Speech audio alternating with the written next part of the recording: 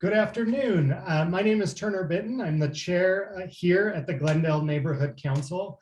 I'd like to thank you for joining today. Today we are joined by folks from CW Urban who are presenting a proposal for some townhomes on Redwood Road. And with that, we're going to turn it over to Colton and Walker from CW Urban.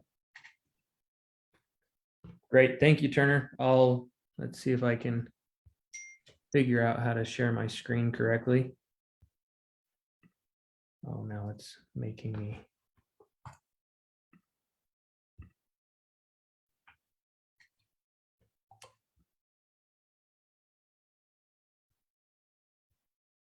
Oh no. It's telling me I have to quit and reopen, so I may be right back. Okay. I'm sorry about that. Let me try one more thing before you quit. See if that'll let you do that now. I made you a co-host. Let's see. Okay, are we seeing it? Yep, and it's in presentation mode, not, yep, there you go. Okay, so the name for our project that we've proposed is theQUINCI. Here's a little about us. I'll leave it up for a second if anybody wants to read it. We Utah-based architecture, general contractor, development firm, a lot of urban and suburban infill opportunities throughout the Salt Lake market up into Davis County, and some other places around the area. But like it says, we try to do our best to be inclusive in everything with the surrounding community, to bring product that not only is needed, but enhances the community in the area. So if you want to look into more of our stuff, that website there, builtbycw.com, you can see a lot of the product that we've done.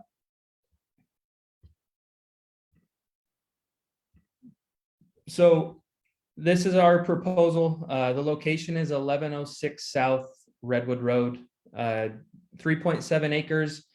We're proposing 89 for rent townhome units. You can see the elevations. Those are some renderings that we're working with, similar to other products that we've done in the Salt Lake Valley. We're proposing 2 to 3 bedroom units, attached garages in all units, a very well programmed amenity space. And as mentioned before, this project works because of the way it complements the West Side Master Plan, along with activating the 9-line corridor and the 9-line Master Plan. So here's a little overview. Highlighted in red on the left there is the location. And then on the right, you can see a layout, which we'll dive into a little bit, but you can kind of get a feel for the community with the central amenity space and the connectivity built through those walking paths.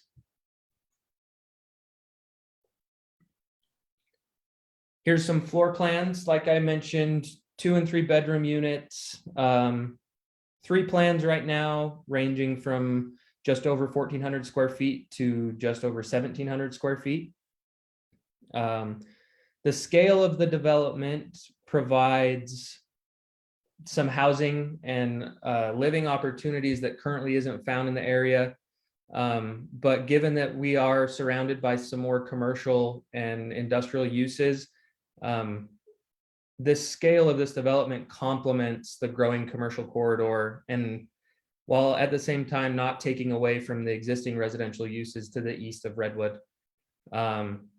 We'll dive into the amenities here. This is our central programmed amenity space. You can see 2 pickleball courts, a naturescape play area. It's something that we've been excited about. Not your traditional playground, but provides an opportunity for kids to use creativity and explore and have that sense of freedom while still playing in a controlled space.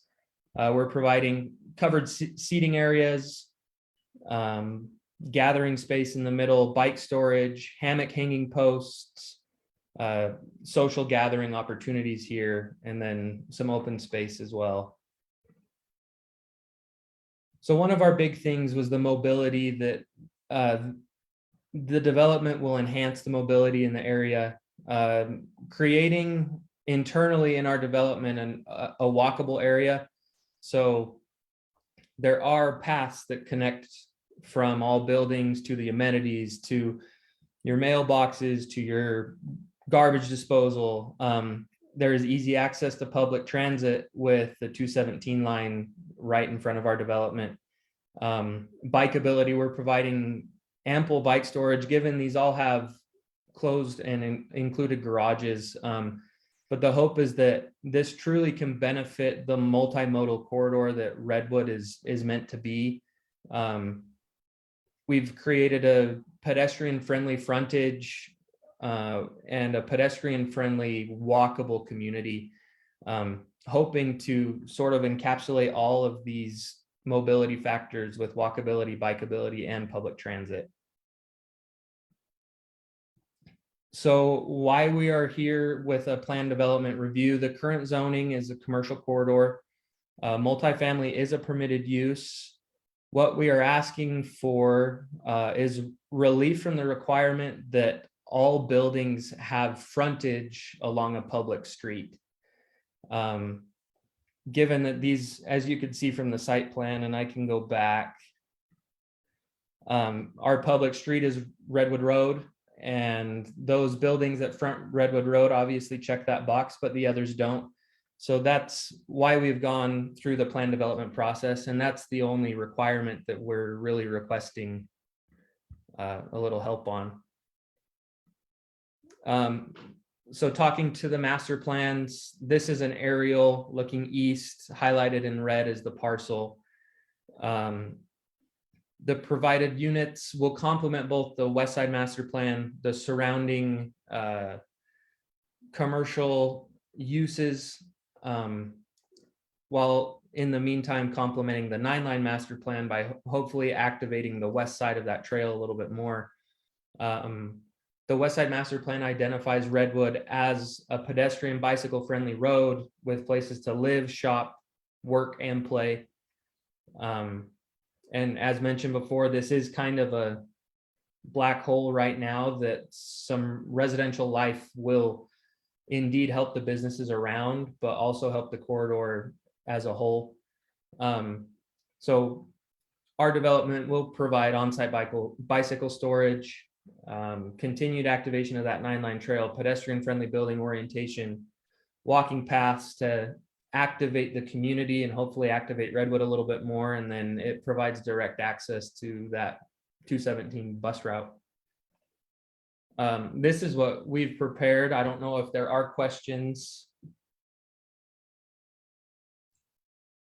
I've got just a couple, and you've covered these things. I'm just going to ask just for clarification. So you mentioned that there's an amenity space that's going to have pickleball and a variety of different things. That is designed for the residents of the community, correct? Yes, it is. It's built for them. Given that it's a rental community, people look for this a lot. Amenity space where a family can go and take their kid and not have to go search for a park or something else. So yeah, it's designed to be something for the residents. Thank you. And how do you imagine folks will pull into the development? Will they go right off of Redwood, or will they go kind of through a private drive? What will that look like?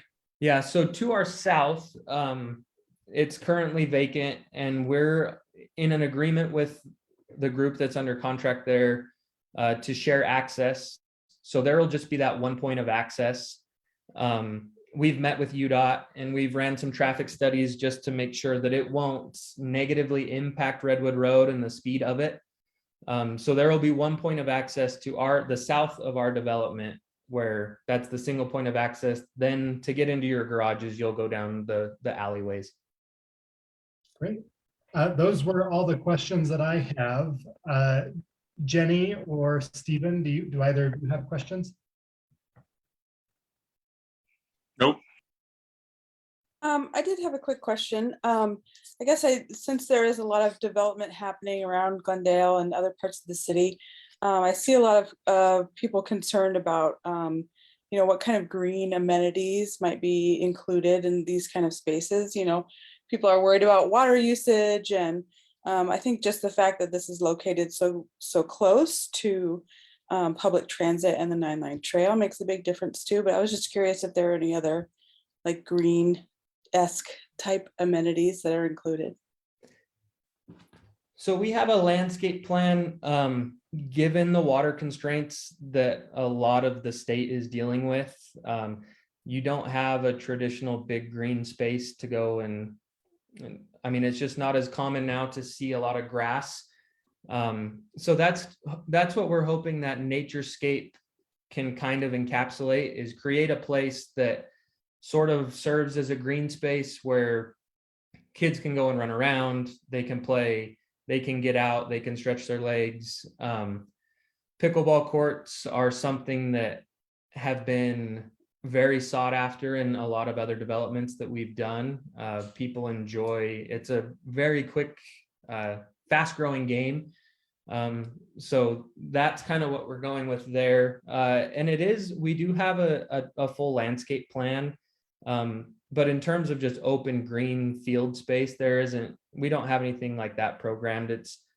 It was taken into account, given the issues with water restrictions across the state. We felt like something that was a little, not truly zero-scaped, but something a little more water wise would be more user friendly in the long run. Great, thank you. Any other questions? All right, I don't see any on Facebook, but I just want to thank you, Colton and Walker and Liz, for your time tonight. Thanks for coming out and doing this.